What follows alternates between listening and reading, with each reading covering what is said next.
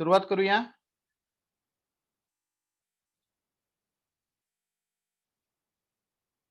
सुरुवात करूया का?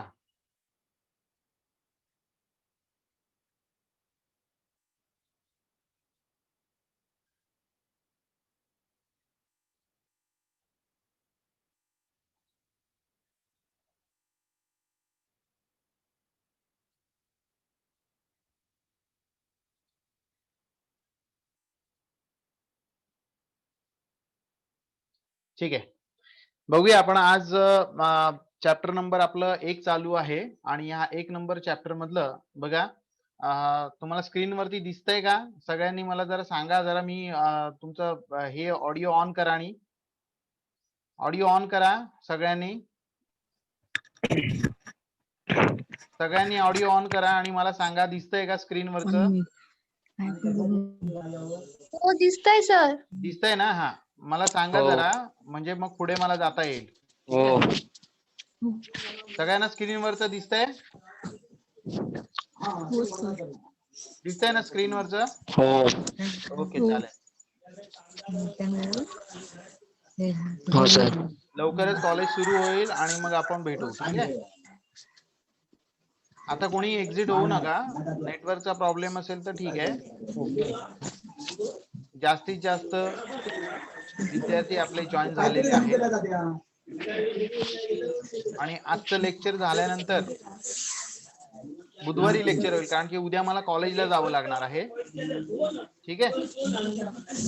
मी सांगितलं की माईक तुमचे बंद करा, म्हणजे जे माईक आहेत ना ते म्हणजे स्पीकर म्यूट करून टाका, म्हणजे कसं होईल की मला आवाज येणार नाही बाहेर कोणाचा दुसऱ्या. ठीक आहे.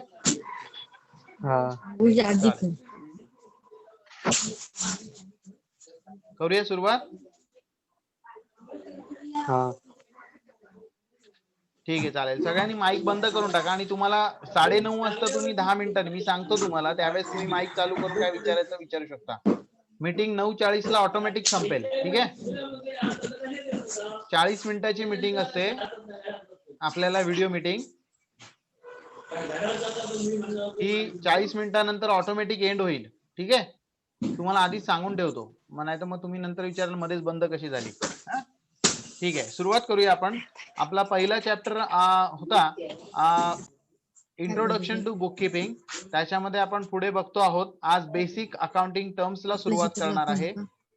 कालच्या लेक्चर पर्यंत तुमचं माईक कोणाचं तरी चालू आहे, ते माईक बंद करा, म्हणजे मला तिकडचा आवाज येणार नाही. ठीक आहे. आज आपण बघणार आहोत बेसिक अकाउंटिंग टर्मिनॉलॉजीज. म्हणजे माईक कोणाचं तरी चालू आहे, माईक जरा बंद करा. ओके ओके, ठीक आहे, चालेल. आता सगळ्यांचे माईक बंद झालेले आहेत. बघा, बेसिक अकाउंटिंग टर्मिनॉलॉजीज म्हणजे काय, तर जसं तुम्ही आता 11वीत आलात आणि बुक कीपिंग अँड अकाउंटन्सी हा सब्जेक्ट तुमच्यासाठी पूर्णपणे काय आहे, नवीन आहे. तर याच्यामध्ये काही नवीन शब्दसंग्रह आहेत, म्हणजे नवीन शब्द आहेत जे इंग्रजी विषयाच्या व्यतिरिक्त आहेत, बुक कीपिंग अँड अकाउंटन्सीशी संबंधित आहेत आणि ते तुम्हाला माहिती असणं गरजेचं आहे. त्यामुळे बेसिक अकाउंटिंग टर्म्स म्हणजे या संज्ञा आहेत, या आपल्याला इथून पुढे लाईफ टाइम आपल्याला त्या उपयोगात पडणार आहेत आणि त्यामुळे आपल्याला त्या माहिती असणं गरजेचं आहे. ठीक आहे. तर आपण आज सुरुवात करणार आहोत बेसिक अकाउंटिंग टर्मिनॉलॉजीज. बघूया आपण step by step. In order to have better understanding of accounting, it is necessary to know the meanings of certain basic terms used in accounting. आता मी जे तुम्हाला सांगितलं तेच तिथे म्हटलेलं आहे की तुम्हाला अकाउंटिंग समजण्यासाठी काही कन्सेप्ट किंवा संज्ञा, काही टर्म्स या माहिती असणं गरजेचं आहे.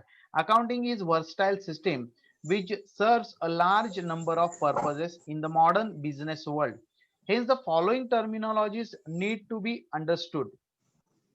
त्यामध्ये या मॉडर्न बिझनेस वर्ल्ड मध्ये काही अकाउंटन्सीशी संबंधित ज्या काही टर्म्स आहेत त्या तुम्हाला माहिती असणं गरजेचं आहे. त्याच्यामध्ये आपण सर्वात पहिले बघतो आहोत types of transaction. Types of transaction म्हणजे ट्रान्झॅक्शन म्हणजे काय, व्यवहार. आता या व्यवहारामध्ये दोन प्रकार आहेत. ट्रान्झॅक्शन मध्ये दोन प्रकार आहेत, इथे तुम्ही बघू शकताय, मॉनिटरी ट्रान्झॅक्शन आणि नॉन मॉनिटरी ट्रान्झॅक्शन. आता मॉनिटरी म्हणजे काय, तर जिथे पैशाचा प्रत्यक्ष संबंध आहे. आणि नॉन मॉनिटरी म्हणजे काय, तर जिथे पैशाचा संबंध नाही. माईक कोणाचा तरी चालू आहे, माईक जरा बंद करा. ठीक आहे, माईक कोणाचा तरी चालू आहे, माईक जरा बंद करा.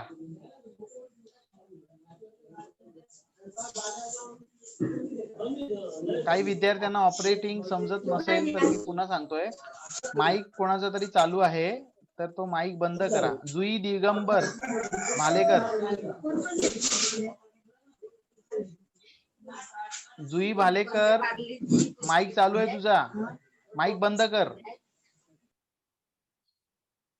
हा, ओके, बंद झाला. तर हे monetary transaction and non monetary transaction. Monetary transaction म्हणजे काय, की प्रत्यक्ष आर्थिक जे व्यवहार होतात, आर्थिक व्यवहार, ट्रान्झॅक्शन म्हणजे काय, व्यवहार जिथे पैशाचा संबंध प्रत्यक्ष आहे. ठीक आहे, आपण बघू शकतो इथे मॉनिटरी ट्रान्झॅक्शन. काही जण ऍडमिट होत आहेत, नवीन विद्यार्थी. ठीक आहे, monetary transaction and non monetary transaction, ज्याच्यामध्ये कॅश ट्रान्झॅक्शन, मॉनिटरी ट्रान्झॅक्शन मध्ये दोन प्रकार आहेत. आपण बघू शकतो इथे कॅश ट्रान्झॅक्शन आणि क्रेडिट ट्रान्झॅक्शन. आता तुम्हाला माहिती आहे कॅश ट्रान्झॅक्शन म्हणजे काय, रोखीचे व्यवहार. कॅश ट्रान्झॅक्शन म्हणजे काय, रोखीचे व्यवहार. आणि क्रेडिट ट्रान्झॅक्शन म्हणजे उधारीचे व्यवहार. बघणार आहोत आपण ह्या शब्दांचा अर्थ आणि त्या संज्ञा स्पष्ट करणार आहोत.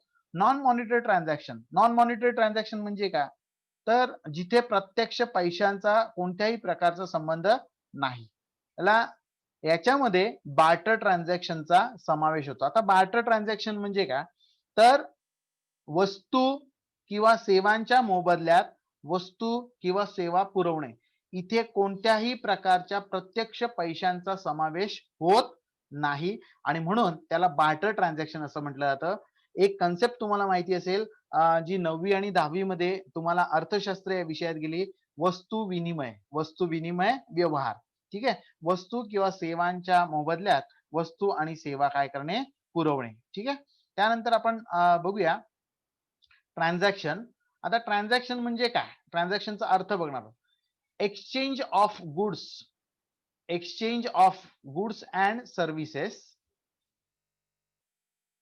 between two persons or parties for money or money's worth is known as transaction. या ज्या कन्सेप्ट आहेत त्या तुम्ही नंतर मी तुम्हाला नोट्स देणार आहे, व्हॉट्सअप मध्ये ग्रुप मध्ये आपल्या सेंड करतो मी, त्यावेळेस तुम्ही लिहून काढायचे. एक्सचेंज, एकदम एक्सचेंज म्हणजे काय, अदली बदली करणे. काय, exchange of goods and services between two persons और पार्टीज फॉर मनी और मनीज वर्थ. पैसे किंवा पैशाच्या मोबदल्यासाठी वस्तू व सेवा यांची देवाणघेवाण करणे, यालाच काय म्हटलं जातं, ट्रान्झॅक्शन असं म्हटलं जातं किंवा व्यवहार असं म्हटलं जातं. बघूया आपण monetary transaction. The transaction which involves, आता त्या ट्रान्झॅक्शन मधले दोन प्रकार आहेत. काय, पहिला प्रकार मॉनिटरी ट्रान्झॅक्शन म्हणजे पैशाचा समावेश असलेले व्यवहार, पैशाचा प्रत्यक्ष समावेश असलेले व्यवहार. बघूया आपण मॉनिटरी ट्रान्झॅक्शन म्हणजे काय. The transaction which involves exchange of money or money's worth directly or indirectly is called monetary transaction. ज्या व्यवहारामध्ये पैसे किंवा पैशाचं प्रत्यक्ष मूल्य हे प्रत्यक्षपणे किंवा अप्रत्यक्षपणे सामावलेलं आहे, अशा व्यवहाराला काय म्हटलेलं आहे, मॉनिटरी ट्रान्झॅक्शन, ज्याला पैशाचे व्यवहार असं म्हटलेलं आहे. Only monetary transaction are recorded in the books of accounts. म्हणजे पैशाचेच मूल्य समाविष्ट असलेले व्यवहार हे हिशेब पुस्तकात लिहिले जातात. आता ज्या व्यवहाराचं पैशाचं मूल्य एक्सप्रेस केलेलं नाहीये किंवा दिलेलं नाहीये, असे व्यवहार तुम्ही बुक्स ऑफ अकाउंट्स मध्ये किंवा तुमच्या हिशेब पुस्तकामध्ये तुम्ही काय करू शकत नाही, लिहू शकत नाही. त्याचं कारण सांगतो मी तुम्हाला. आता एखादं दुकानात जाऊन तुम्ही पेन घेतलं आणि त्या पेनची किंमत आहे समजा 100 रुपयाचं ते पेन आहे, ते 100 रुपयाचं पेन तुम्ही जर का खरेदी केलं तर 100 रुपये तुम्हाला द्यावे लागतात आणि पेन घ्यावं लागतं, बरोबर आहे ना. पण एखाद्या वेळेस जर का तुम्ही दुकानदाराला म्हणालात, बाबा माझ्याकडे काय माहितीये का, मला 100 रुपयाचा पेन पाहिजे पण माझ्याकडे 100 रुपये नाहीयेत, तर मी माझ्याकडे 100 रुपयाची वही आहे तर ती तुम्हाला देतो, चालेल का? तर दुकानदार काय म्हणेल तुम्हाला, दुकानदार काय म्हणेल, काल चालणार नाही आता, कारण की काय आहे, आता कसला जमाना आहे, पैशाचा जमाना आहे, बरोबर ना? तुम्ही जर का पेनच्या बदल्यात दुकानदाराला वही देणार असाल तर त्याला काय म्हटलं जातं, बार्टर एक्सचेंज म्हटलं जातं. पुढे आपण बघणार आहोत. ठीक आहे, बघूया पुढे. Cash transaction. A business transaction in which cash is paid or received immediately is known as cash transaction. For example, purchase goods for cash rupees 15,000 and the second transaction payment of salary at rupees 5,000. बघा इथे cash transaction म्हणजे काय, a business transaction in which cash is paid or received, जिथे प्रत्यक्ष पैशाचा समावेश आहे, पैसे दिलेले आहेत किंवा पैसे घेतलेले आहेत. जर का अशा पद्धतीचं जर का असेल तर त्याला काय म्हटलं जातं, कॅश ट्रान्झॅक्शन असं म्हटलं जातं. बघूया आपण.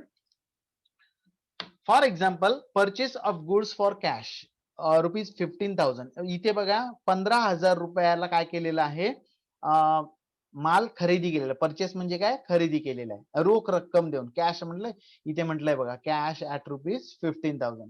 त्यानंतर पेमेंट ऑफ सॅलरी. आता सॅलरी म्हणजे काय, पगार. सॅलरी म्हणजे काय, पगार. Payment of salary at rupees 5,000. ठीक आहे.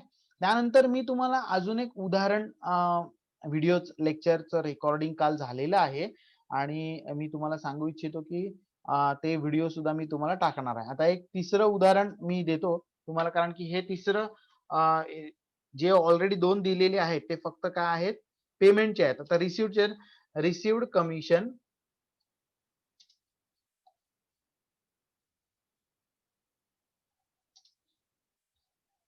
रुपीज 2,000. 2,000 रुपये काय मिळालेले आहे, कमिशन मिळालेलं आहे. आता हे जे पहिले 2 ट्रान्झॅक्शन आहेत ते पेमेंटचे ट्रान्झॅक्शन आहेत. तिसरं ट्रान्झॅक्शन मी तुम्हाला दिलेलं आहे, तुम्ही लिहून काढलं तरी, म्हणजे नोट्स मध्ये तुम्ही नंतर लिहिलं तरी चालेल, कारण की मी तुम्हाला ते व्हिडिओ देणार आहे त्याच्यामध्ये मी तुम्हाला दिलेलं आहे. ठीक आहे. त्यानंतर पुढे बघूया सेकंड, क्रेडिट ट्रान्झॅक्शन. ठीक आहे. आता क्रेडिट ट्रान्झॅक्शन कशाला म्हणतात बघूया आपण. A credit transaction is one in which cash is not paid or received immediately at the time of transaction, but it is paid or received at a later date. आता बघा, हे बघा, cash paid or received at a later date. ज्या वेळेस प्रत्यक्ष व्यवहार होतो त्यावेळेस पैसे दिले किंवा घेतले जात नाही, ते नंतरच्या तारखेला काय केले जातात, दिले किंवा घेतले जातात. अशा व्यवहाराला काय म्हटलेलं आहे, कॅश ट्रान्झॅक्शन असं म्हटलेलं आहे. बघूया आपण. A credit transaction is one in which cash is not paid or received immediately at the time of transaction, but it is paid or received at a later date. नंतरच्या तारखेला ही रक्कम काय केली जाणार आहे, दिली किंवा घेतली जाणार आहे. आता इथे सुद्धा मी 2 एक्झाम्पल दिले आहेत. इथे फक्त सेल्सचेच एक्झाम दिलेले आहेत. For example, goods sold on credit to mister Aman at rupees 8,000. अमनला 8,000 रुपयाचा काय केलेला आहे, माल काय केलेला आहे, विक्री केलेला आहे. त्यानंतर दुसऱ्या ऑन क्रेडिट म्हटलेलं बघा, ह्या शब्दाला महत्व आहे, on credit. Good sold on credit to Aman म्हणजे काय, अमनला 8,000 रुपयाचा माल विक्री केलेला आहे, परंतु अमन हा कस्टमर आहे आपला. अमनने 8,000 रुपये आपल्याला दिलेले नाहीत. आता 8,000 रुपये दिलेले नाहीत याचाच अर्थ ते कसं ट्रान्झॅक्शन आहे, क्रेडिट. क्रेडिट म्हणजे उधारी ट्रान्झॅक्शन किंवा त्याला उधारी व्यवहार असं म्हणतात, आणि इला कॅश ट्रान्झॅक्शन म्हणजे रोखीचे व्यवहार असं म्हणतात. त्यानंतर दुसरं उदाहरण आपण बघणार आहोत. Sold machinery to mister Amarsingh on credit at rupees 20,000. ठीक आहे. Sold machinery to mister Amarsingh on credit at rupees 20,000. बघूया आपण. अमरसिंगला 20,000 रुपयाची मशिनरी सोल्ड केलेली आहे. किती रुपयाला, 20,000 रुपयाला. ऑन क्रेडिट म्हटलेलं आहे बघा. म्हणजे इथे सुद्धा 20,000ची मशिनरी विकल्यानंतर त्याला पैसे मिळालेले नाहीत. हे कसं आहे, उधारी ट्रान्झॅक्शन आहे. आता त्याच्यासाठी मी अजून एक इथे तुम्हाला जादाचं एक उदाहरण दिलेलं आहे मी व्हिडिओमध्ये, तुम्ही बघू शकता. मी व्हिडिओ तुम्हाला सेंड करणार आहे. दाखवतो तुम्हाला मी इथे. परचेस देतो. चला तर इथे तुम्हाला तिसरं उदाहरण देतोय, तुम्ही नंतर लिहून घ्या. ठीक आहे. परचेस गुड्स वर्थ म्हणजे मूल्याचे, worth rupees 3000 on credit from Mahesh. Mahesh कडून काय केलेलं आहे, 3000 रुपये मूल्याचा माल कसा केलेला आहे, उधारीमध्ये काय केलेला आहे, परचेस केलेला आहे. आता याचे सुद्धा आपण काय केलेले, पैसे दिलेले नाहीयेत, लक्षात घ्या. हे ऑन क्रेडिट फ्रॉम महेश, 3000 रुपयाचा माल महेश कडून परचेस केलेला आहे, ज्याचे आपण अद्याप पैसे दिलेले नाही. ठीक आहे. पुढे बघणार आहोत आपण non monetary transaction. Non monetary transaction म्हणजे काय, जिथे पैशाचा प्रत्यक्ष कोणत्याही प्रकारचा प्रत्यक्ष समावेश नाही, त्याला नॉन मॉनिटरी ट्रान्झॅक्शन असं म्हटलं जातं. बघूया आपण. The transaction which does not involve an exchange of money or money's worth. हे बघा, माझा आवाज जर का तुम्हाला जास्ती होत असेल तर तुमच्या मोबाईल वरनं तुम्ही काय करा, कमी करा. समजतंय ना, म्हणजे तुम्हाला त्रास होणार नाही. माझा आवाज असाच आहे आणि असंच मी बोलतो. ठीक आहे. जर का जास्ती आवाज वाटत असेल तर तुम्ही तुमच्या मोबाईल वरनं तुमचं व्हॉल्यूम काय करा, कमी करा. ठीक आहे. The transaction which does not involve an exchange of money or money's worth directly or indirectly are called non-monetary transaction. Not involve म्हटलंय बघा, इथे बघा, not involve money or money's worth. या व्यवहारांमध्ये प्रत्यक्ष किंवा अप्रत्यक्षपणे पैशाचा किंवा पैशाच्या मूल्याचा समावेश होत नाही, अशा व्यवहारांना काय म्हटलं जातं, नॉन मॉनिटरी ट्रान्झॅक्शन. आता याच्यामध्ये मी तुम्हाला दाखवलेलं आहे व्हिडिओमध्ये, जर का तुम्ही बघितलं तर एका व्यक्तीकडे आहेत फळं आहेत आणि दुसऱ्या व्यक्तीकडे काय आहेत, कोंबडी आहे. म्हणजे ती कोंबडी काय करतोय, तो एक बी व्यक्ती आहे, ती ए व्यक्तीला कोंबडी देतो आणि ए व्यक्ती बी व्यक्तीला काय देतोय, फळं देतोय. म्हणजे त्यांचं जी देवाणघेवाण आहे ही वस्तूच्या मोबदल्यात झालेली आहे. म्हणजे ए ने बी ला फळं दिली आणि बी ने ए ला काय दिलेली आहे, कोंबडी दिलेली आहे. लक्षात येते ना. म्हणजेच काय, कोंबडी किंवा कोंबडा जे काय असेल ते, लक्षात आलं ना. ते त्यांनी अशा पद्धतीने व्यवहार केलेला आहे, ज्या व्यवहारामध्ये प्रत्यक्ष पैशाचा कोणताही समावेश नाही. आणि म्हणून अशा व्यवहाराला काय म्हटलं जातं ते आपण बघूया.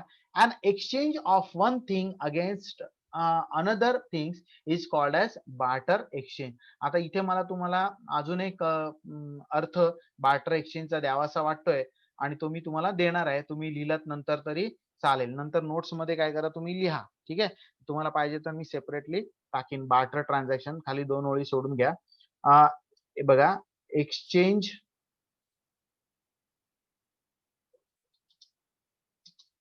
of goods and services against goods and services is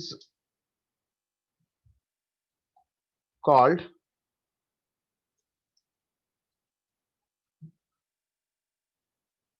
barter exchange. Is called barter exchange. Is called barter exchange. तुम्ही काय करा, तुम्ही हे करा. ठीक आहे. पुढे बघूया आपण.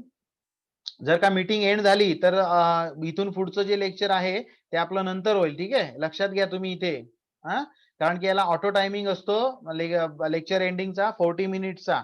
आपलं लेक्चर 9 वाजता सुरू झालेलं आहे, 9:40 ला संपणार आहे. जर का ऑटोमॅटिक संपलं तर तुम्ही नंतर मग काय करू नका, म्हणजे ही करू नका. आपण नंतर मग पुन्हा एकदा लेक्चर क्रिएट करू शकतो. ही काय टेस्ट पहिलंच लेक्चर असल्यामुळे आपण बघतो आहोत. ठीक आहे. आतापर्यंत 10 पार्टिसिपंटच आहेत फक्त लेक्चर मध्ये.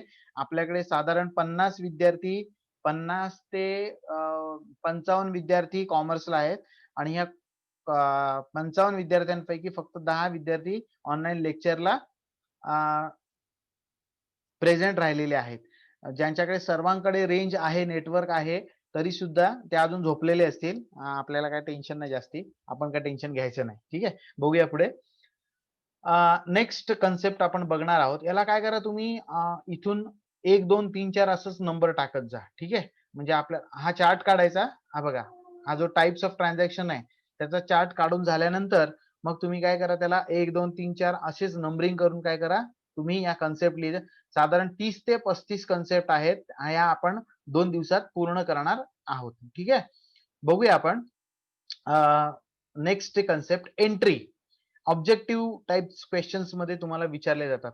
Recording of business transaction in the proper form or method in the books of accounts is called an entry. Recording of किंवा सोप्या शब्दामध्ये तुम्ही ना, recording of business transaction in the books of accounts is called as entry.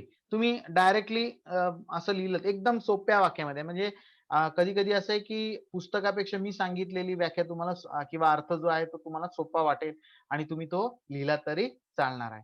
Narration. नॅरेशनचा अर्थ एवढाच आहे बघा. Narration, a brief explanation of business transaction. एवढं लिहिलं तुम्ही तरी चालणार आहे. समजते ना परीक्षेला.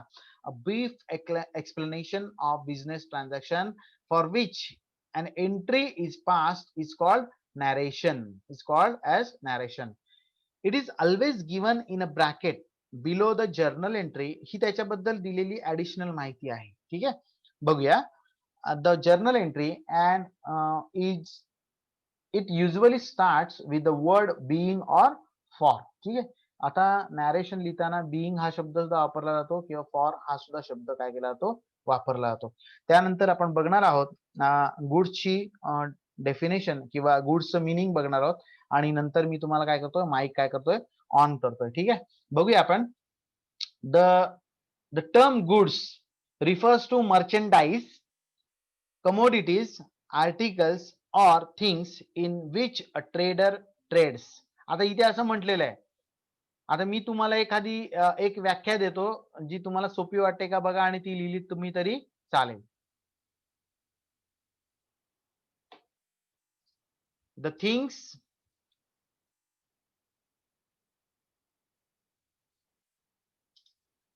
articles or merchandise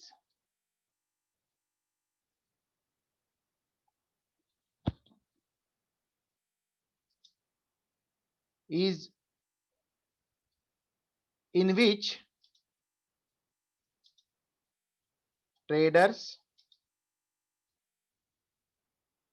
trades is called goods. आता स्क्रीनच्या बाहेर गेल, थांबा मी जरा इथे हलवतो.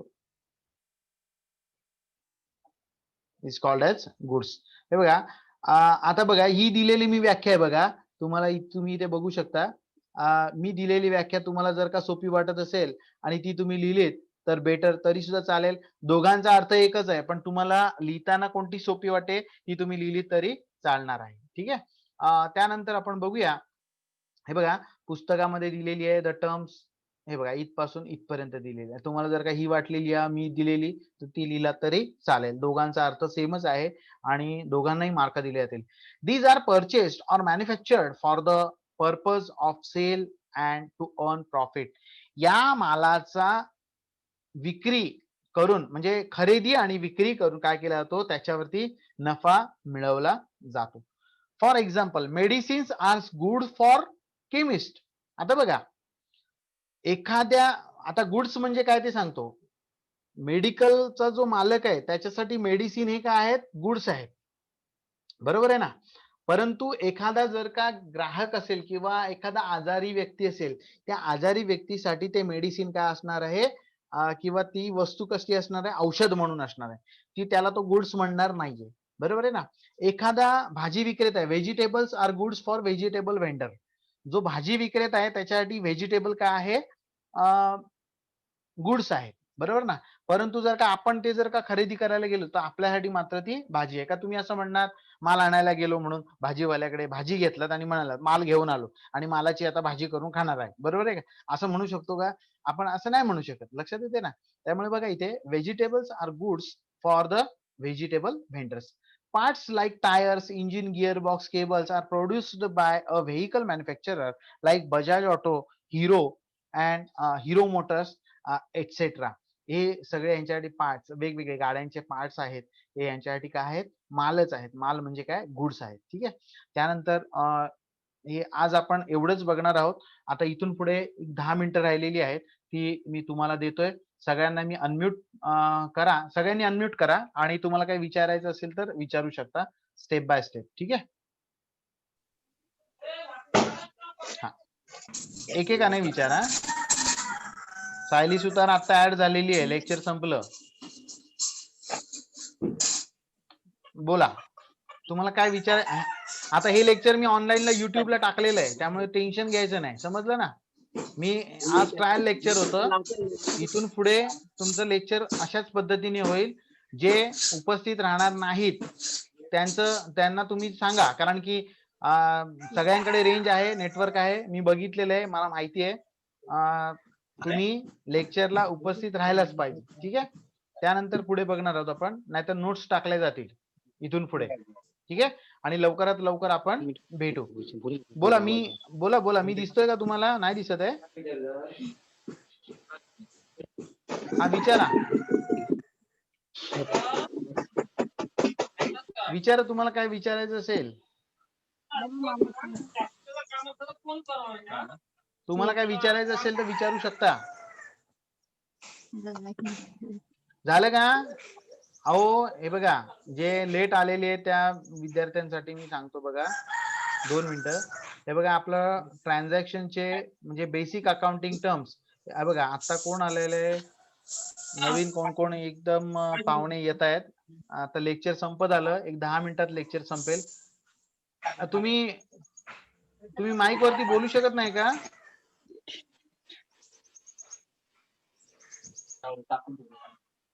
तुम्हाला काय विचारायचं असेल तर विचारू शकता, त्याच्यासाठी मी अनम्यूट केलेलं आहे. हॅलो राऊत. हा, तुम्हाला काय विचारायचं असेल तर विचारू शकता, मी तुम्हाला सगळ्यांना अनम्यूट केलेलं आहे. ठीक आहे.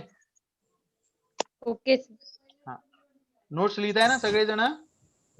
हो. हा, तुम्हाला एक मी सांगतो बघा, काय करा की चॅप्टर कंप्लीट झाल्यानंतर मला नोट्स तुम्ही टाका, एकाच दिवशी टाका. त्याचं कारण सांगतो मी तुम्हाला. मला त्याची नोंद ठेवायची असते. प्रत्येक जण आपल्या हिशोबाने जर का टाकत राहिला ना, तर मला त्याचे रेकॉर्ड ठेवता येत नाही व्यवस्थित. ठीक आहे. आणि लवकरच आपलं आता कॉलेज सुरू होईल. साधारण ऑक्टोबर मध्ये जरी नाही झालं तरी नोव्हेंबर मध्ये. सायली सुतार परत आता आली, नेटवर्क नसेल कदाचित.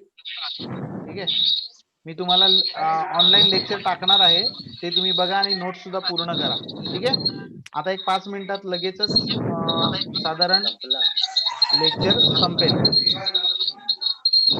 ऑटोमॅटिक एंड होईल व्हिडिओ, समजतंय? 40 मिनिटं झाल्यानंतर पुढे बघणार आहोत आपण. याच्यातले जे कठीण शब्द आहेत ना, ते तुम्ही लिहून काढा. मी तुम्हाला इथे व्हॉट्सअप मध्ये टाकणार आहे, समजतंय का? आणि ते शब्द तुम्ही किती वेळा, 5 वेळा लिहून काढायचे. किती वेळा? 5 वेळा. हा, बरोबर, 5 वेळा लिहून काढायचे. एवढ्याच कारणासाठी आहेत की त्या शब्दांचा अर्थ आपल्याला समजणं गरजेचं आहे आणि ते आपल्या लक्षात राहिले पाहिजेत म्हणून. आणि एखादा शब्द माझ्याकडनं जर का राहिलेला असेल, तुम्ही मला विचारलं तरी चालेल, म्हणजे व्हॉट्सअप मध्ये विचारलं तरी चालेल, मी त्याचा अर्थ तुम्हाला सांगेन. ठीक आहे. ठीक आहे का? हो सर. चालेल. उद्या आपण काय करणार आहोत, पुढचे जे कन्सेप्ट आहेत ते बघणार आहोत. ठीक आहे. म्हणजे साधारण एक 30 ते 35 कन्सेप्ट आहेत, ते आपण स्टेप बाय स्टेप बघणार. उद्या लेक्चर नाहीये उद्या, कारण की मी कॉलेजला जाणार आहे. आपलं बुधवारी लेक्चर असेल. ठीक आहे. हॅलो, हा, ठीक आहे. बुधवारी 2 लेक्चर असतील. हॅलो, हा, बुधवारी 9 वाजता एक लेक्चर असेल आणि 10 वाजता एक लेक्चर असेल. कळलं का? हो सर. 9 वाजता एसपीचा ठेवूया, 10 वाजता 9 ते 9:40.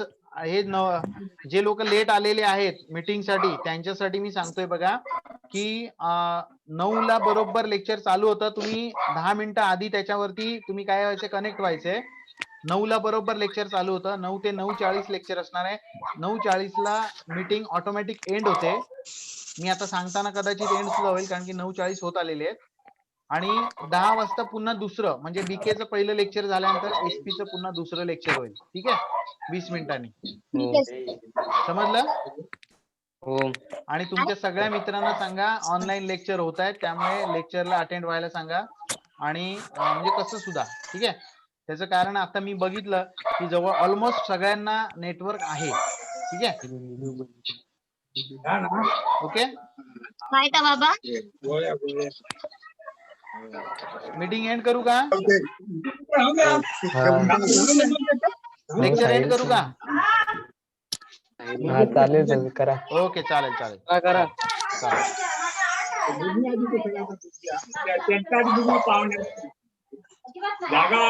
लेक्चर एंड करू का? हा करा सर. ओके.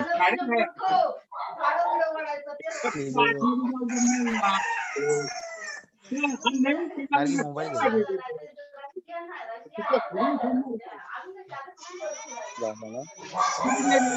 जरा 2 मिनिटं याचा ऑनलाईन लेक्चरचा व्हिडिओ जरा मी त्याच्यामध्ये शेअर करतो. ठीक आहे.